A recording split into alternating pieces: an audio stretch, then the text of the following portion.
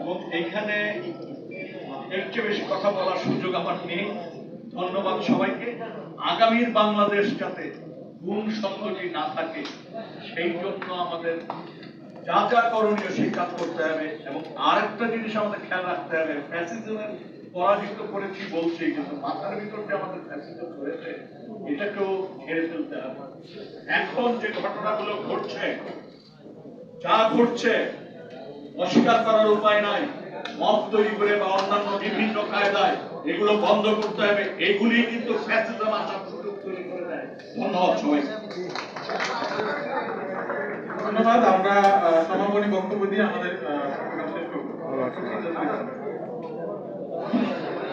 আজকের এই প্রোগ্রামে সবাইকে আসার জন্য ধন্যবাদ জানাচ্ছি। বিশেষ করে মঞ্চে উপবিষ্ট সম্মানিত অতিথিবৃন্দ, গ্রুপ পরিবারের সম্মানিত সদস্যবৃন্দ, সম্মানিত সাংবাদিক ভাই ও বোনেরা, সবাইকে আমাদের হিউম্যান রাইটস সাপোর্ট সোসাইটির পক্ষ থেকে আজকের আন্তরিক ধন্যবাদ জানাচ্ছি।